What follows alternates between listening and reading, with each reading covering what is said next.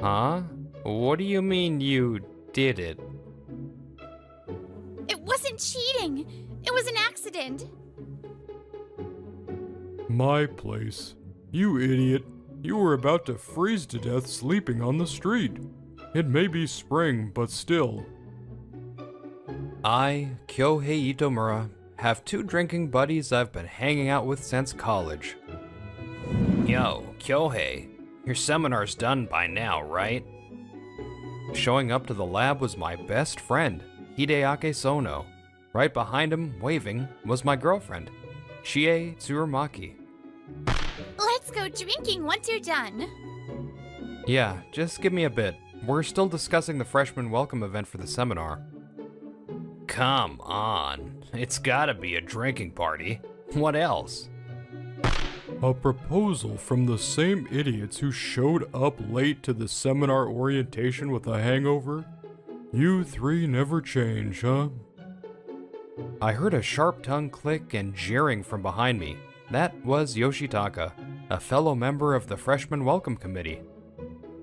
Yeah, back then, Chie and Hideaki had initially wanted to join the same seminar as me. But after arriving late to the seminar orientation in our second year, they made a bad impression on the professor and weren't accepted when the third year seminar selections came around. We really overdid it that time, huh? Yeah, we messed up. Lucky for you, Kyohei, you didn't get lumped in with us. Since then, you two stopped drinking together. At least you've shown some restraint, huh? Years passed, and now I was 24, my birthday. Since Chie was throwing a birthday party for me, I headed straight to her place after work. Thanks, you two, and the gift. I'll treasure it. Ha! Glad you liked it. But, Kyohei, there's something we need to tell you. Huh? Why so serious all of a sudden? We did it. Huh? What do you mean you did it? We got drunk and slept together once. I didn't want to lie to you. What? What? It wasn't cheating. It was an accident. Yeah, man. There's zero romantic feelings between us. It finally hit me. What the heck? How did this even happen? My head spun violently, but I forced myself to stay steady. You know how bad our drinking habits are, right? I'm really sorry. If you want, you can cheat on me once too. Look, we've been careful ever since. We haven't gone drinking alone together. It clicked. It happened during the second semester of our second year, the night before they showed up late to the seminar orientation. How many years had it been since then? All this time without a word, they had been smiling beside me like nothing happened. Ugh. We swear, nothing like this will ever happen again. Their desperate pleas weren't lies. I could tell they were genuinely sorry. But you do realize today's my birthday, right? And this is what you do to me? I'm leaving. I turned my back on Hideaki and Chie, suppressing my fury. The two panic and try to stop me. Wait, Kyohei! I'm sorry. We'll do anything if you'll forgive us. But ignoring their shouts, I walked out of Chie's apartment. One more lemon heart, please. I don't remember much after that. I just wanted to drown myself in strong liquor. That I recall in fragments. Just one more. All right, but this is the last one. And then, with a strangely clear head, I left the bar. That much I remember. When I came to, He's up. where is this? My place. You idiot. You were about to freeze to death sleeping on the street. It may be spring, but still. Nagahama? You saved me? Couldn't have you dying on me. That'd leave a bad taste in my mouth. An unfamiliar home. The person who had helped me was none other than a former college classmate who always seemed to have a bone to pick with me. Yeah, right. You were this close to calling an ambulance. Shut up. I just figured the paramedics could handle it better. I see. Thanks. I owe you one. Mimey, bring him some water.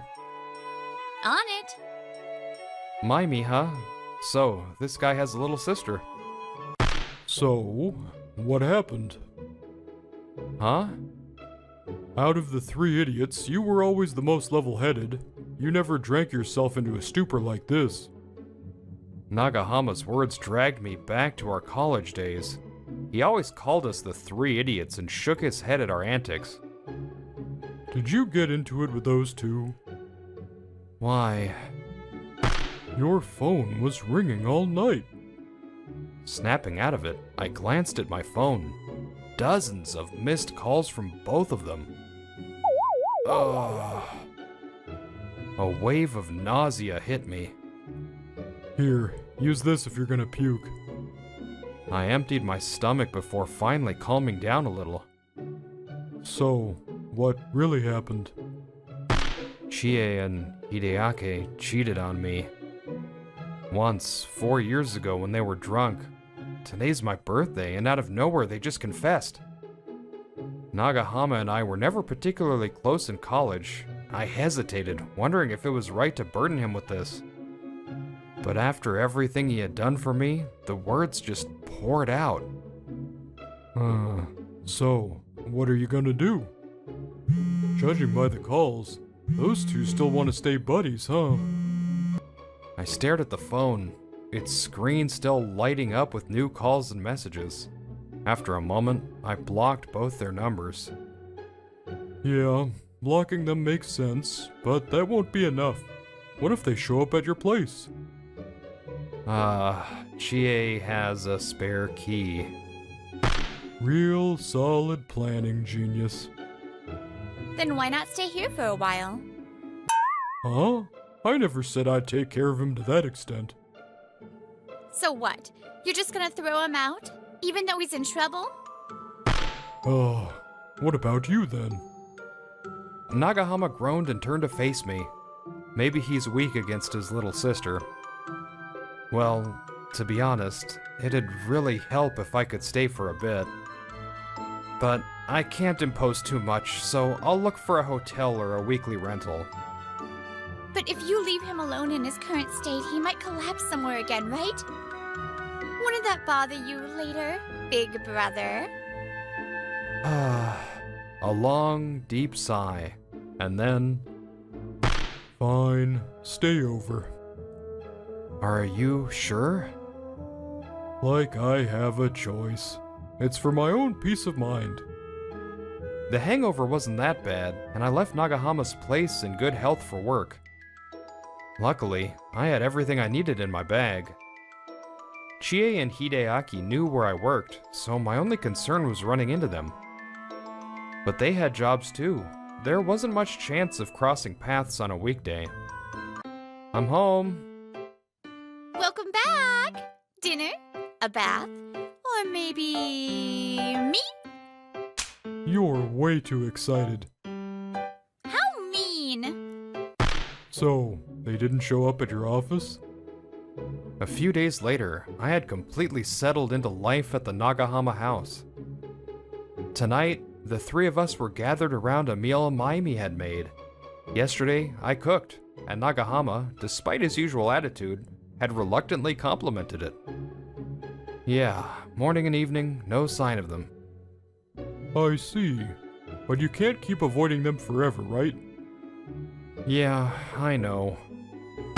Look, I get it. I know I'm just running away. At some point, I have to tell them directly that it's over. So, you were set on cutting ties? I thought you were still torn about it. Huh, no way. For all I know, that wasn't the only time they did it. And they acted like nothing was wrong for 4 whole years, together. Then they chose my birthday to drop this on me? You'd have to be insane. Yeah, well, When you trust someone, a single betrayal can make it impossible to trust them ever again. It's not as serious as your case, but I was betrayed by a longtime friend in my first year of college. I used to talk to her about my crush, but turns out she liked the same guy. And without telling me, she went and became his girlfriend. Love is free, sure. But why keep it from me? Why listen to my worries and even give me advice? In the end, I cut ties with her. She told me she was afraid of losing my friendship, but really she was just protecting herself, wasn't she? If she actually cared about me, she never would have done it. I completely agree with Mimi. Those two are the same as her ex-friend. They told me the truth to ease their own guilt. They wanted me to forgive them so they could feel better. If they really wanted to stay close to me, they should have kept it buried forever. You're strong, Mimi. That must have been rough, but you got through it. Well, it's been 2 years now. Though back then I did cry a lot. But I was lucky, you know. A total stranger handed me a canned coffee without a word. That little act of kindness really helped me move on. I didn't even have to talk to my big brother about it. Huh, what's that supposed to mean? I gotta say, I never thought you'd actually be so serious about helping me through this. Back in college, I was sure you hated me. I still do. You were always the top student in our seminar. I couldn't stand how you aced everything even though you were always out drinking. But our seminar wasn't so easy that anyone could just coast through it. Jeez, you're still so bad at being honest. Shut up. You two, thanks. You helped me make up my mind. I unblocked my ex-girlfriend and former best friend. If it gets tough, call me. I might help. Me too. Big brother's unreliable, so call me first. Oi, Mimi, you picking a fight? 'Cause I'll take you on. I wouldn't be smiling now if it weren't for these two. Time to end this. I need to find a new place to live. As they argue, I open our old group chat for the first time in a while and send a message. Let's talk things over. The next day, I returned home. I needed to get started on moving out. Kyohei. To my shock, Hideaki was waiting in front of my building. What are you doing here? We were supposed to talk in the evening. I was worried, man. I've been waiting here every day. Where the hell were you? Considering everything, I almost went to the police. Ah. Yeah, I guess that would make sense. I get why they'd be paranoid that I might have done something drastic. That part, at least, is my bad. I still want to be friends with you. Chie's been waiting at home all this time. I know it's early, but can I come in? He was probably about to say, "Can I come in?" But then he froze. Until now, his entire focus had been on me. Nagahama? Finally noticed, huh? Took you long enough. It was the weekend, and I needed help with moving, so they came along. I've been staying at Nagahama's place. Really? That's unexpected. Nagahama, didn't you hate us? I don't hate Itomura. The guy works hard and isn't a bad person. Huh? Hearing those unexpected words, I reflexively turned my head toward Nagahama with a sharp motion. But before I could even look at his face, he grabbed my cheek with a firm grip. It hurt. Itomura, quit making those disgusting noises. Shut up, you piece of... You two sure got close. Right? Big brother actually likes Itomura-san a lot. Oi, don't make up crap. But yeah, At the very least, I'm definitely closer to him than you are. Right, ex-best friend? Gritting his teeth, Hideaki clenched his jaw at those words. The air grew tense, and then... Kyohei! She must have seen us from inside. Without even putting on a coat, she rushed out, her eyes puffy from crying. But her face looked pale. She must have been waiting without turning on the heater. That apartment was mine. Even when we were dating, Chie had always been oddly particular about those boundaries. Kyohei! Thank God! You're really okay!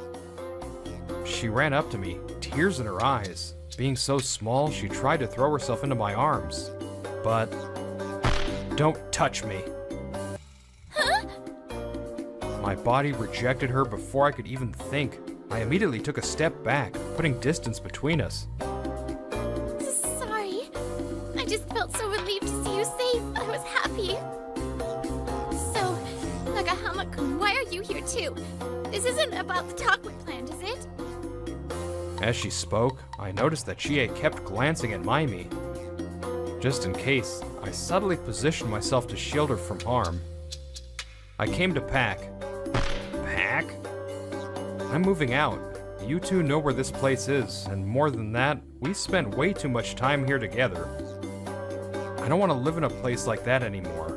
Though honestly, I wasn't expecting to run into you both before our scheduled talk. Wait. We were supposed to talk things out. Isn't deciding to move too soon? Seems like you're misunderstanding something. The only reason I wanted to see you two was to cut ties, once and for all. Honestly, I didn't even want to hear your voices, but you wouldn't stop contacting me. I don't know when you'll start lurking around again, and I refuse to be bothered any longer. No way! It was really an accident. We were drunk, both Chie and me. When we woke up, we realized what we had done.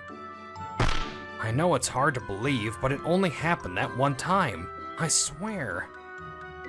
Having been friends for so long, I could tell he wasn't lying about that. Man, how the hell did it come to this? Hey, can I borrow your textbook? I met Hideaki in a shared university class during our first year. I'd forgotten my textbook and happened to ask the guy sitting next to me. That was the beginning. Oh, sure, go ahead. It was an ordinary interaction, but from there, our friendship began. I later found out that despite his appearance, Hideaki was painfully shy. His attempt at a college debut had failed, and I was his first friend. Wait! Are you guys thinking of getting into drinking? I know a great place. We started hanging out more. By the time we turned 20, we went out drinking for the first time. That's when Chie, who was in the same class, struck up a conversation with us. We gradually got closer to Chie, and before we knew it, we were known as the Three Idiots, a title given to us by Nagahama. I really thought I had both love and friendship figured out. I'm sorry. I'm so sorry, Kyohei. I betrayed you. I hurt you. I'll do whatever it takes to earn your trust back. If you don't want me contacting Chie, I won't. I'll even stay away from your future girlfriend. Future girlfriend? Hideaki? If you tell me to castrate myself, I'll do it. Just, Kyohei, please, listen to me. Tears spilled from Hideaki's eyes. At the same time, almost instinctively, he grabbed my arm as if clinging to it. Something surged up from deep inside me, and I crouched down, covering my mouth. Kyohei! Seeing that, Chie shoved Hideaki away and rushed toward me. But she must have remembered how I had just rejected her touch. She hesitated, pulling her hands back. Instead... Are you okay? I'm sorry. I don't have a garbage bag right now. You can throw up on my skirt if you need to. The moment she offered her skirt, her scent hit me. That was the final trigger. I couldn't couldn't fight it. I threw up on Chie's skirt. Even as I did, I understood something with chilling clarity. So that's what it was. That nausea I felt that night, it wasn't from the alcohol. I will never, ever be able to forgive them. Please step away. Itamura-san cannot accept you anymore. No, but I didn't even touch him. Back off. I can't even stand your scent. With Nagahama supporting me, I was helped into the building's restroom. Maimi, left behind, turned to face Hideaki and Chie once more. As you can see, Itamura-san will never be able to reconcile with you. Please leave. My brother and I will take care of him, so just let him go. Seeing the state I was in, they must have finally realized that it was impossible. With those words from Maimi, the two of them quietly walked away. After that, I sent a final farewell message in our group chat and left. Goodbye. I would never know if they had read it or if they had remained in the group afterward. What I did know for certain was that Chie had returned my spare key by mail, and I never saw them again. And that... I'm so sorry, Kyohei. I'm so sorry. I'm so sorry. According to Nagahama, after losing me, the bond that held them together weakened, and they eventually drifted apart. Regret and remorse consumed them, with nothing left but the gifts I had refused to accept. Nagahama, thanks again for letting me stay and listening to me. I really appreciate it. Well, I was already involved. Having finally moved into my new place, I invited the Nagahama siblings out for yakiniku as a thank you. Itamura-san, if you ever feel lonely, you're always welcome to stay over. I'll be waiting. Thanks, Maimi-chan. And I'm waiting for your answer, too. No rush, though. Any time is fine. I nodded, and Nagahama tilted his head, puzzled. The truth was, after everything settled down, Maimi had confessed to me. At first, I thought she was just trying to comfort me with a kind lie, but she assured me she was serious. Apparently, we had met once before, back when I was still a university student. It's cold, right? Here, have this. The stranger who handed her a can of coffee back then, that was me. That was all I had done. I hadn't even sat beside her, just walked away after handing it over. No wonder I hadn't realized until she told me. Fate works in strange ways. There are things you should say to those close to you, and things you shouldn't. That line can be difficult to judge, but maybe the key isn't what you think is right. It's whether or not it's for the other person's sake. All right, then. Let's toast to Itamura-san's new place. Cheers! Now that I had found unexpected friendships and a budding romance, I wanted to cherish them this time. But when should I tell Nagahama? Given how much he dotes on his sister, should I inform him before we start dating or after? As I pondered this dilemma, I realized that my future best friend and future brother-in-law was already going to be a handful. What? That's... You made a mistake with the bus arrangement, didn't you? I understand you're panicking, but it's not good to blame someone else. I want to become a woman my father can be proud of, as a way of repaying him for raising me. That's wonderful. I'm sorry. I shouldn't have generalized all men. This tea doesn't have any sharp or bitter notes, but it has a deep sweetness and a refined aroma. It's delicious. You're quite knowledgeable. You're exactly right. Kyoto's Gyokuro tea leaves are especially prized for their sweetness. I'm Kento Kawane, stopping by a Japanese tea shop during a business trip, enjoying tasting of my favorite sencha teas. I'm 27 years old, working for a major travel agency, and I'm constantly on business trips all over the country. Thanks to that, I get to enjoy my favorite Japanese tea, as well as all sorts of local gourmet food. I can share the knowledge I gain with our travelers, so it's really killing two birds with one stone. Kawane, you're working hard on your business trip to Kyoto. Even with all these trips, Kawane, you never look tired. You really love this job, don't you? He is Director Issei. He's an amazing person who became a director at the youngest age ever. But he's also very friendly, and I respect him. Yes, I do. I believe it's my calling. Besides, while scenery and experiences are often prioritized these days, I think the basics of travel enjoyment are gourmet food. I'll do my best to attract even more customers to next spring's Hokkaido Gourmet Tour. Is that so? Kawane, I'm counting on you. Director Issei is so friendly and cheerful. He's also very attentive to his subordinates at work. The bus company I arranged went bankrupt. What am I gonna do? There's not much time. In that case, a bus company I'm familiar with might be able to help, even at this late hour. I'll arrange it. Really? Thank you so much. The director is really reliable. I'll do my best to catch up to him quickly. However, that fulfilling work life suddenly changed one day. Huh? The bus hasn't been arranged? No, that can't be. I'm being told that 2 chartered buses needed for part of a company trip for 100 people haven't arrived at the site. Naturally, the employee in charge is furious, but there's no way to arrange chartered buses on such short notice. I'm so sorry. We can adjust part of the itinerary so that buses aren't needed. I somehow managed to convince them with my proposal. Still, we need to issue refunds, and it'll be difficult to continue the contract next year. I know the cause. I headed to the director's desk and reported the trouble that had just occurred.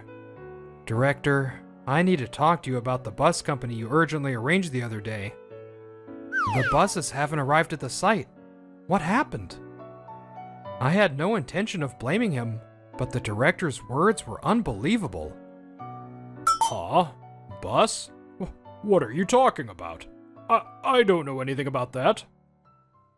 What? That's... You made a mistake with the bus arrangement, didn't you? I understand you're panicking, but it's not good to blame someone else.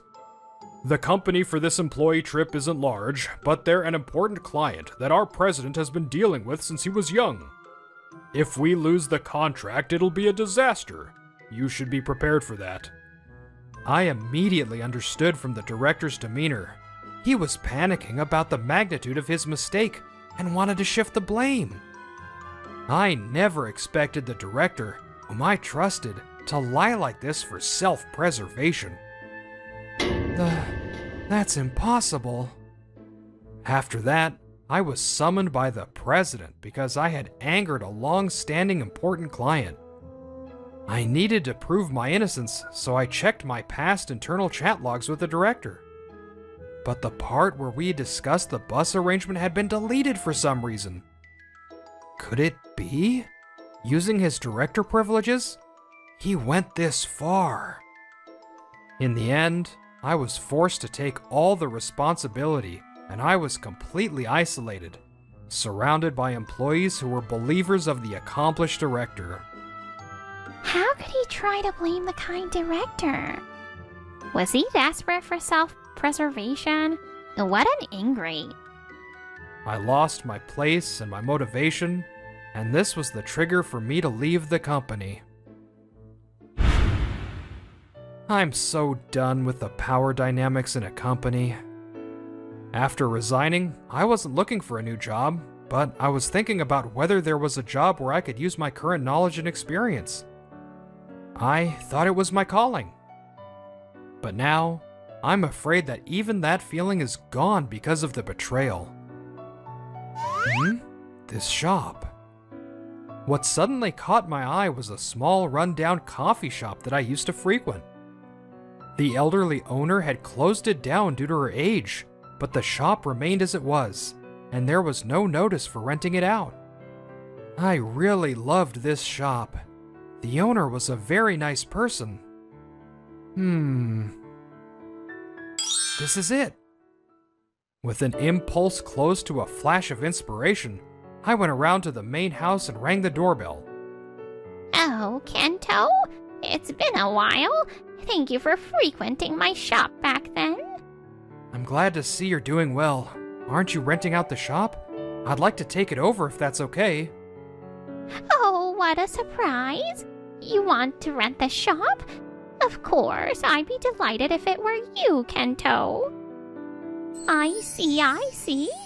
That shop? Thank you.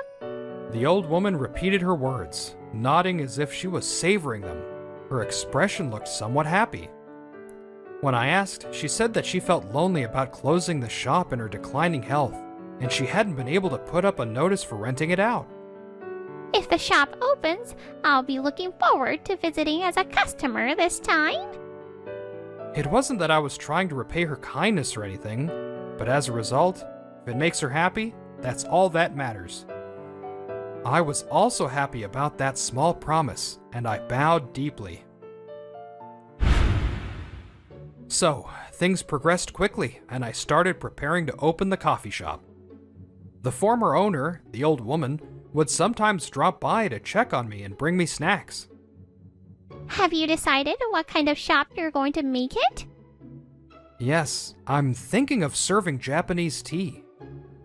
Thanks to my business trips all over Japan, I've become quite knowledgeable about all kinds of local gourmet food. Among them, I thought of something that is in demand by people of all ages and can be operated as both a cafe and a bar. With Japanese tea, I'm sure I can make the most of my knowledge. The interior and equipment were left as they were. I arranged the Japanese tea I had purchased from various places in the glass case where coffee used to be displayed. The only new things I prepared were teapots and teacups, and I was able to open the shop at a very low cost. So relaxing. The time I spend here drinking Japanese tea and enjoying sweets that go well with it is the most chill time. Chill? What does that mean? Huh? Kento, you're only 27, right? It's bad if you don't know things like that. She is Sumire. I only know that she is a 21-year-old university student. She is the shop's first regular customer. She says there are coffee shops everywhere and is truly happy that a Japanese tea specialty shop is opened. It's amazing how you became a popular shop so quickly, even though some customers have been coming since the coffee shop days. During the day, the sale of Japanese tea and the in-store tasting set of Japanese teas from various regions are well received. At night, we also serve alcohol made with matcha, and the customer traffic has been good since we opened. Well, it's just a coincidence. I need to increase the number of regular customers like Sumire. After all, I'm a novice when it comes to business. You had a boss who blamed you for their mistakes when you were a company employee, right? That was really unfortunate. But why would a grown adult do something like that? Why, you ask? I guess it's because everyone, in the end, cares about themselves the most, right? That's not true. My father raised me alone after my mother died early. For my sake, my father must have sacrificed everything. I respect my father for that. I see. Sumire's father is a wonderful person. I wonder if it's my bias. Due to my experience, that makes me think that such people are a minority in this day and age. I want to become a woman my father can be proud of, as a way of repaying him for raising me. That's wonderful. I'm sorry. I shouldn't have generalized all men. Oh, I'm sorry too. For some reason, I have a habit of getting heated when it comes to my father. Sumire apologized, sticking out her tongue. She must really love her father. I also honestly reflected on my generalization, and we had a good time as usual. There's a guy who had become a regular at the shop after Sumire. Give me a shochu with matcha on the rocks. Rice shochu. 3 scoops of Nishio matcha with a tea scoop. And 5 ice cubes. Thanks. Yes, certainly. It's Shiran.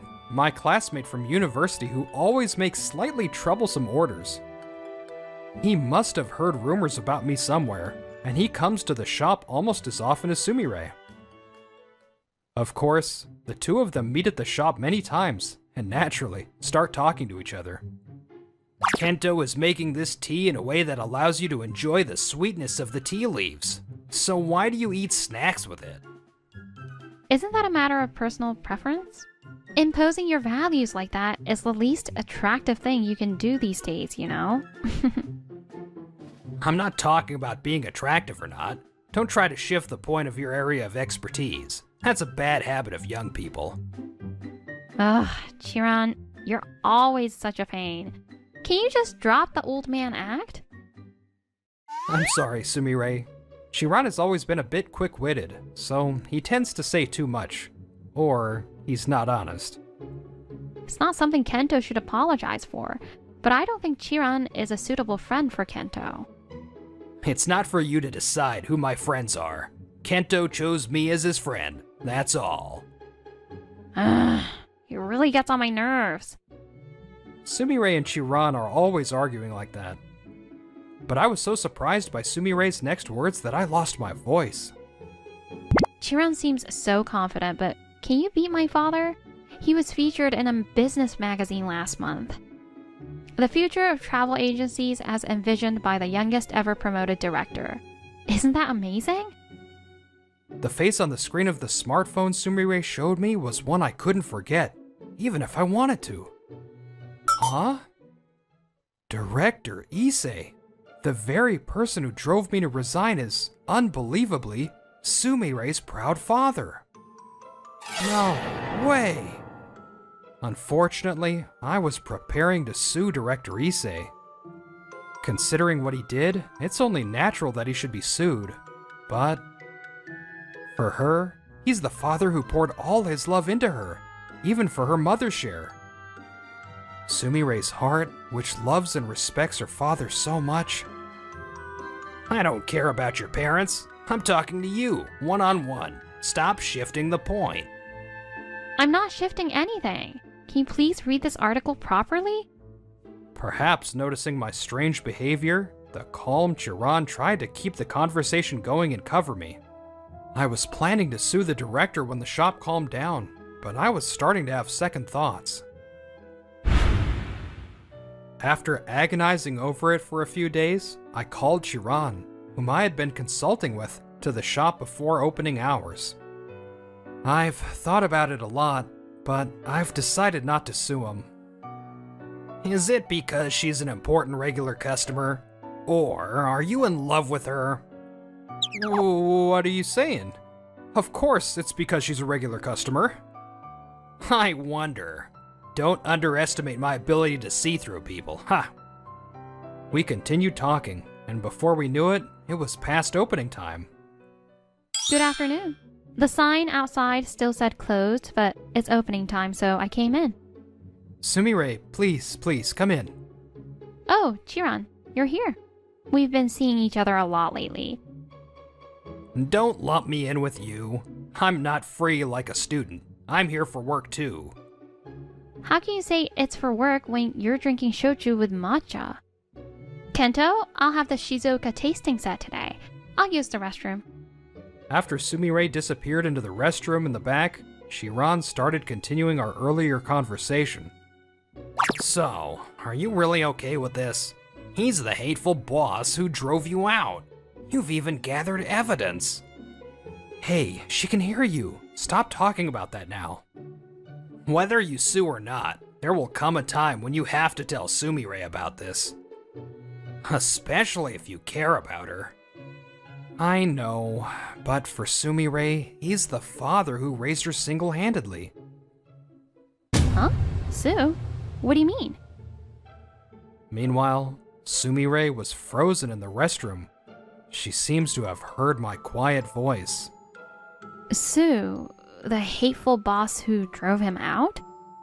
Could it be that the person who drove Kento to quit his job was my dad? After that, Sumire, who came back from the restroom, seemed to be somewhere else. After finishing her tea, she quietly left and suddenly stopped coming to the shop. Kento, you're here, aren't you? One day, before opening, I heard the sound of the door being opened violently, and a man entered the shop. It's been a while, Director Issei. We're not open yet. I'm not a customer. You shouldn't suddenly resort to legal action. We should talk first. He seems to have received a certified letter from my lawyer and rushed to find out my whereabouts in the shop. Yes, I eventually decided to sue him. The former director is a shadow of his former self. I wonder if he was wearing a mask. I believe it said in the letter that we should communicate through our lawyers. I don't care about that, but my daughter recently told me she was hooked on a Japanese tea cafe, and I never imagined it was Kento's shop. Sumire is one of our regular customers, but that's one thing, and this is another. It's a separate issue. I'll make sure you take responsibility for driving me to voluntary resignation. Who do you think you are? I have a proposal. I'll pay you compensation, but there are conditions. Don't ever have anything to do with Sumire again, and keep this a secret from Sumire. How about it? Director Issei is supposed to be on the defensive, but he's strangely confident. I remembered the time when he blamed me for his mistake. Director, Why is the person paying compensation making demands? Do you understand your current position? As I was dumbfounded by Director Issei's preposterous proposal, the door of the shop opened. Apparently, the director was so loud that his voice could be heard outside this old building. Who is this rude, foul-mouthed man? Kento's friend? Well, he is a friend from my university days. I'm Chiran, Kento Kawane's lawyer. Can you please not talk to my client without my permission? Oh. That's right, Chiran's profession is a lawyer. He was definitely here for work too. When the director learned Chiran's profession, he seemed to realize that he was in trouble. He broke out in a cold sweat and softened his attitude. I'm sorry about that. So, Mr. Lawyer, will you accept the conditions I mentioned earlier? I'll pay compensation, so keep this a secret from my daughter. What's so funny? Well, I'm sorry. It's completely too late. Too late? Yes, it's too late. I mean, these coincidences do happen.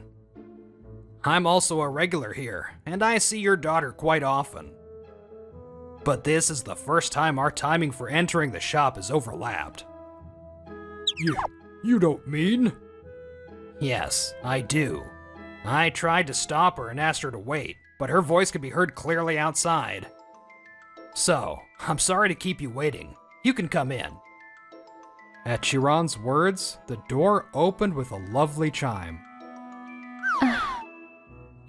Sumire. The director couldn't hide his agitation at his daughter's appearance. Sumire clenched her fists, her shoulders trembling with anger, and glared at her dad. Dad! Sumire whispered in a quietly trembling voice. Her voice was filled with disappointment in her father. You didn't admit your mistake at work and blamed it on Kento. Not only that, you drove him to resign. You did something that could get you sued. That's not true, Sumire. There was a misunderstanding. Misunderstanding? Then why did Kento quit the job he loved so much and is working here? Oh. I always respected my father. I believed in you. I never thought you were the kind of person who would trap others and even yell and hurl abuse. Wait, Sumire. It's not like I trapped him. And the yelling, that was really just a one-time thing. Exaggeration? A one-time thing? Stop it. Don't disappoint me any further. You messed up Kento's life. You did something that could get you sued. I'm frustrated. I'm sad. I was the one who wasn't worthy of Kento. Sumire, you're not to blame. Director, I was going to stop suing you at one point. because I found out that you were a very loving and respected father to Sumire. But I still sued you, because Sumire asked me to. Huh? The director looked at Sumire with an expression of disbelief. This was about 10 days after Sumire stopped coming to the shop. Kento, please, don't think of him as my father and sue him. Sumire, who hadn't come to the shop for a while, came just before closing time and said that. That's when I finally realized why she hadn't come to the shop for a while. Sumire, are you sure? If I sue, your father will at least lose his current position. It's fine. Once I learned the truth, I had no reason to be happy about my father's promotion. Saying that, she bowed deeply and asked us. I could tell from her appearance that she had come to this conclusion after much thought and deliberation. You know, I really respected my dad. He raised me alone and he was promoted to section chief and then director. He had a kind personality, and I was proud of him. I even thought until recently that I wanted to marry someone like my dad, but it was all fake. Ugh, Sumire, that's not true. Your dad loves you and cherishes you, and he wanted to be a father you could be proud of, even just a little. Then, admit your sins and atone for them, and apologize to Kento. If there's even a little bit of the father I respected and loved so much left in you. Kento, Sumire, I truly apologize. The director kept his head bowed until we started preparing for the opening. Whether the father Sumire believed in, the director I believed in, was still there, even a little. Even the director himself didn't know anymore. After that, word spread in my old travel agency that I had sued the director, and the Me Too movement intensified. Subordinates who had been suffering from the director's harassment started speaking out all at once. It turned out that there were many victims who had been silent. Fearing the director's history of being promoted at the youngest age, it was commonplace to have mistakes blamed on them or to have their achievements stolen. The company's top management summoned Director Issei for questioning after receiving reports of damage from many employees. He didn't argue at all at that time, and he admitted everything. He voluntarily resigned. He chose to give up the position in the company that he had been so particular about, and he said he would pay me compensation, and after that, he didn't look for another job. He seems to be spending his days doing volunteer work, perhaps for self-improvement. He seems to be trying to regain his daughter's trust, but the strong feelings she once had will probably never return. It's so kind of you to hesitate to sue because you were thinking about my feelings. And the series of events came to an end, and our usual daily life returned. I always heard from you how much you loved your father. To me, he was a boss who betrayed me. But to you, he was a wonderful father. Because my heart hurt so much when I was betrayed, I was worried about your heart, especially since he's your flesh and blood, right?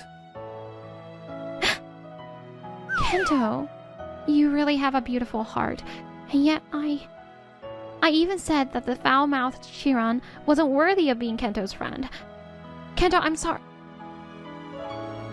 Well, if you're gonna apologize to me, I might listen if you look me in the eye. Sorry. Hey, Chiron, give her a break. Ha, well, I forgive you, for the sake of you and this delicious tea. Yeah, thank you, Chiron. I think most people, to a greater or lesser extent, want to be someone they can be proud of in front of the people they care about. Someone you can be proud of probably varies from person to person, but I think you shouldn't lose your integrity. But you know, I don't think I would have worried about your heart this much if it wasn't you. Hey, Sumire, So, if romantic feelings are involved, can that be called integrity? I told her, who said that my heart was pure, but I thought it was probably a little different from pure integrity.